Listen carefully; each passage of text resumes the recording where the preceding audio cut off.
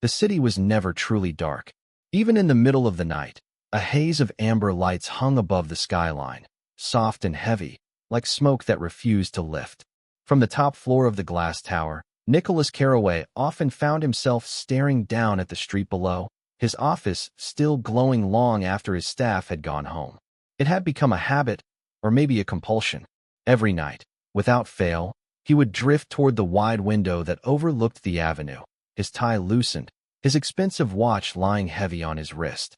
The sound of traffic far below felt distant, almost unreal, like waves breaking against a shore he could never touch.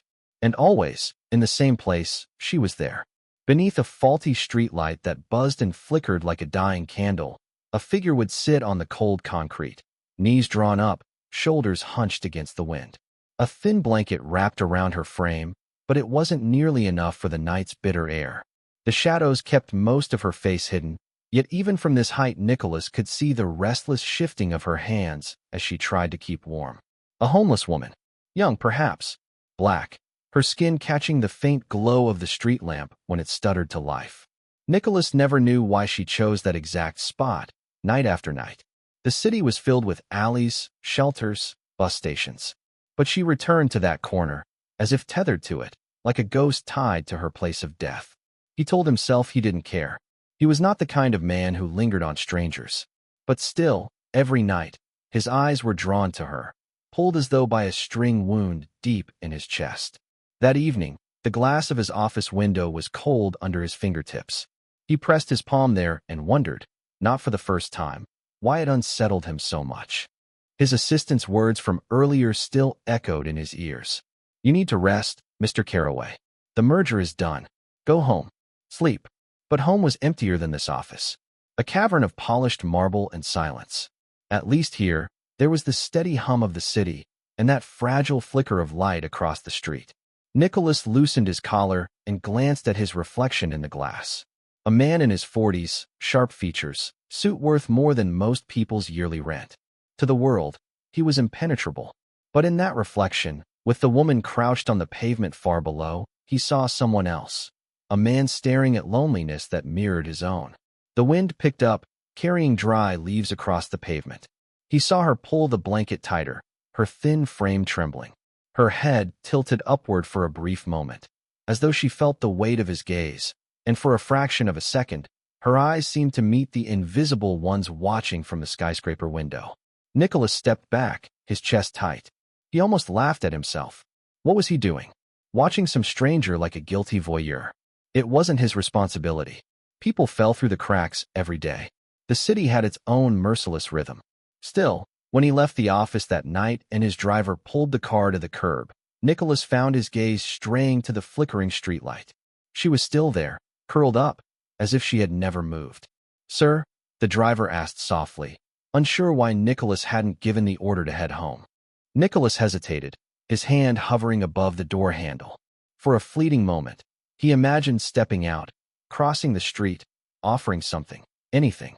But the thought of speaking to her sent a strange panic rising in his throat, like he'd forgotten how to talk to people outside of contracts and negotiations. "Drive," he said at last, his voice sharp, and the car rolled forward, leaving her behind in the rearview mirror. But her image lingered. Through the dark ride home, through the silence of his penthouse, through the restless turning in his bed long after midnight. When sleep finally came, it brought no peace, only dreams of flickering light and shivering hands. The next morning, the world was crisp and gray. A thin drizzle blurred the glass walls of the skyscrapers, leaving trails of water that caught the light like threads of silver. Nicholas arrived at the office earlier than usual, though the staff had long since stopped being surprised by that. He had built his fortune on routines, on discipline sharper than a blade. But lately, that edge had dulled. His eyes kept wandering, not to reports or screens, but to the window across the street. The streetlight was still there, buzzing faintly even in daylight. And so was she. She sat huddled on the curb, rain dampening the blanket around her shoulders, dark curls plastered to her forehead. A paper cup sat by her feet, mostly empty, a few coins glinting inside. Nicholas stared longer than he should have. He told himself it was simple curiosity, nothing more. But when his assistant entered with coffee and an update on the European market, he barely heard a word.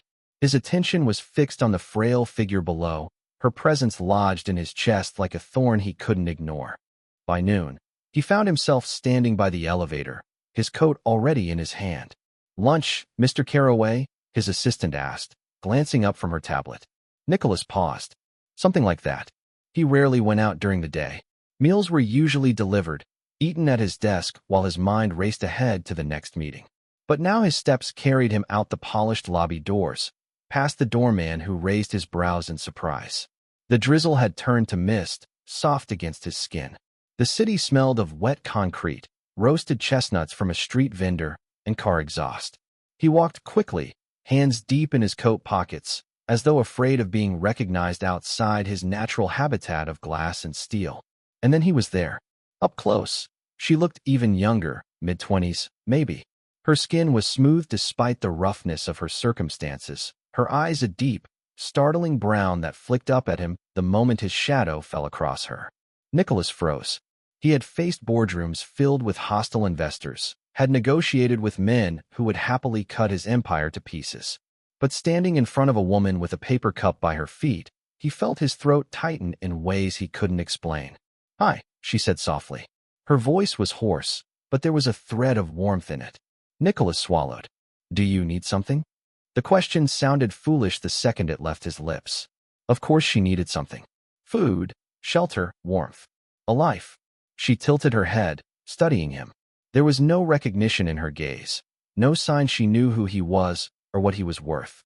To her, he was just another man in an expensive coat, hesitating on the sidewalk. "I'll take coffee," she said, almost teasing. "Black, if you're asking." Nicholas blinked. He hadn't expected her to answer like that, with dignity, with a spark of humor tucked between the words.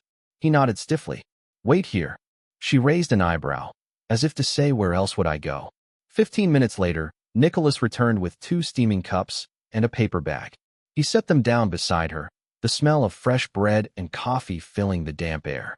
Her fingers brushed his as she reached for the cup. They were cold, trembling slightly, but her grip was steady. "Thank you," she murmured. Then she looked up at him, her eyes holding his longer than he expected. "Not everyone sees me."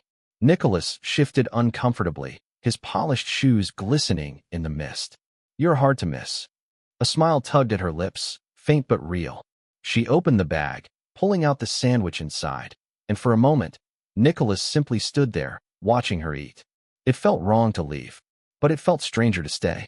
When she glanced up again, crumbs on her fingers, she asked, "Do you always stare out your window like that?" Nicholas's heart stilled. "What?" "I've seen you," she said simply. "Up there, watching. Thought maybe you were one of those men who couldn't sleep." The air between them shifted. Nicholas felt naked, exposed in a way no headline or financial scandal had ever managed. She had noticed him all this time. He let out a breath he didn't know he'd been holding. "You're not wrong." She smiled faintly, then took another bite of the sandwich, chewing slowly.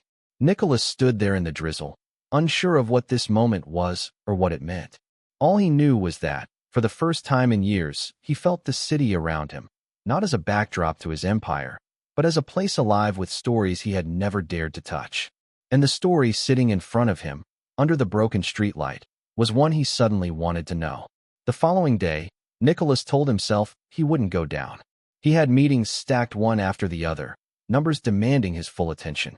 Yet, when the sky turned the shade of dull pewter in the late afternoon, his gaze drifted again toward the streetlight. She was there. This time she wasn't sitting but standing, pacing slowly as if to warm herself. The blanket was wrapped tightly around her shoulders, her dark curls damp from the drizzle that seemed constant these days. Her eyes lifted toward his building once or twice, almost unconsciously, as though she could sense the weight of his attention. Nicholas pressed his fingertips to the cool glass of his window. He thought of going down again, thought of what he might say, of how ridiculous he must look, power-wrapped in tailored suits, hovering in the presence of someone who had nothing. But by 6 o'clock, he found himself in the lobby once more, coat draped over his arm. The city was darker now, streetlights flickering awake one by one. His shoes clicked against wet pavement as he crossed to where she stood. Her head turned at the sound, and a small, knowing smile curved her lips. You again. Nicholas stopped a step away. Me again. You keep this up, she said. People are going to think we're friends. Something inside him softened at the word. Friends. He hadn't had one of those in a long time. He cleared his throat. Would that be so terrible? She tilted her head, eyes glimmering in the glow of the street lamp. Depends on what kind of friend you'd be. Nicholas didn't know how to answer. His life was contracts, schedules, power plays. Friendship wasn't something he'd practiced in years. Yet here he was, trying to learn it again on a damp street corner. I'm Nicholas, he said finally, the syllables awkward on his tongue. She considered him. Names make things real. Is that a bad thing? Her lips twitched, not quite a smile. Not always. She didn't offer her own name.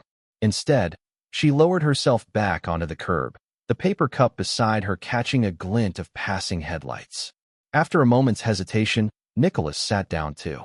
His suit would hate him for it, but the concrete was grounding, shockingly real beneath him. They sat in silence, the hum of the city filling the gaps. Cars hissed on wet asphalt. Voices drifted from a nearby bus stop. A saxophone wailed faintly from somewhere down the block. Finally, she said, you look like a man who has never had to wait for anything. Nicholas turned his head, met her gaze. And you look like a woman who has had to wait for everything. Her expression softened. She hugged the blanket closer. That's one way to put it. Nicholas wanted to ask her everything.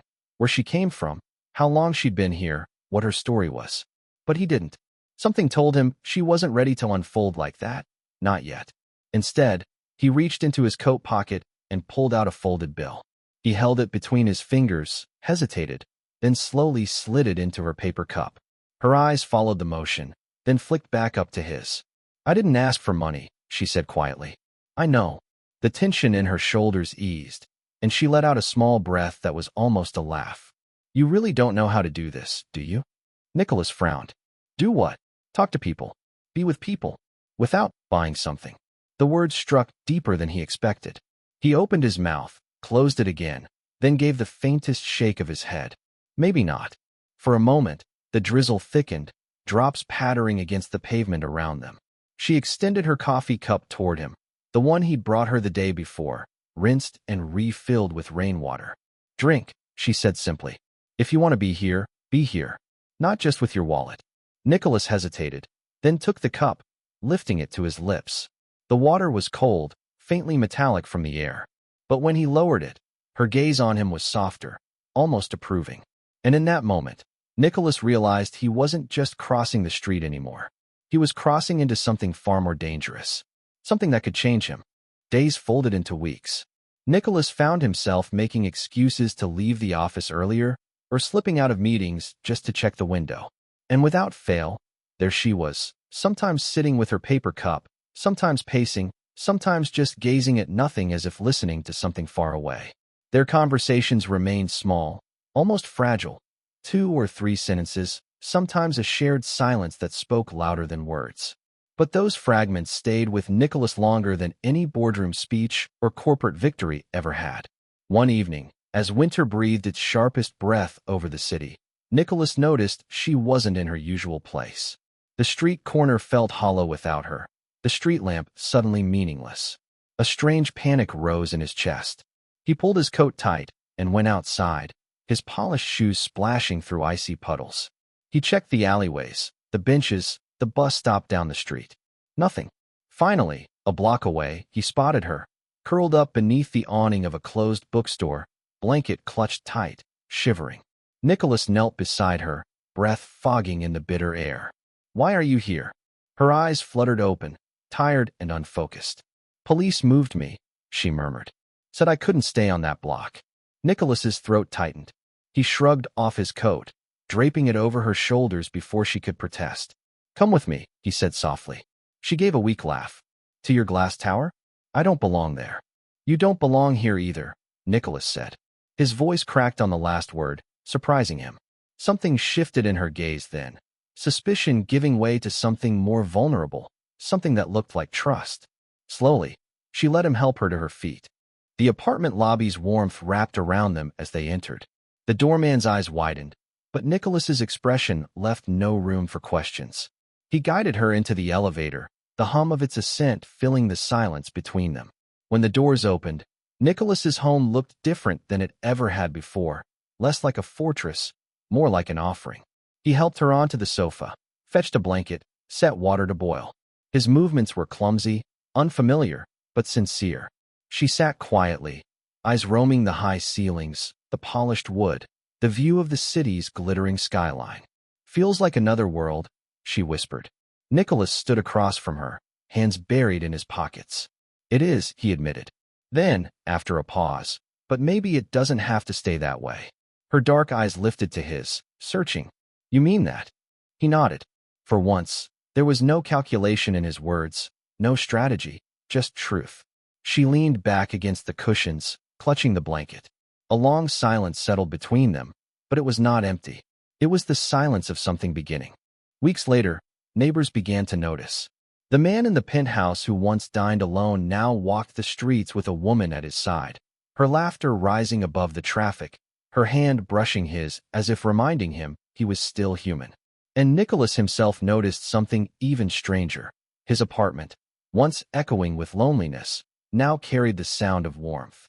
The clink of 2 cups in the morning, the shuffle of her bare feet against polished floors, the quiet hum of conversation as the city roared outside.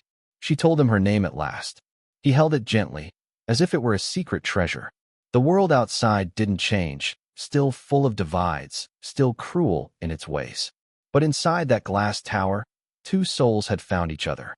One who had everything but felt empty, and one who had nothing but carried a fierce, unbroken spirit. And together, they discovered that home was not measured in walls or wealth.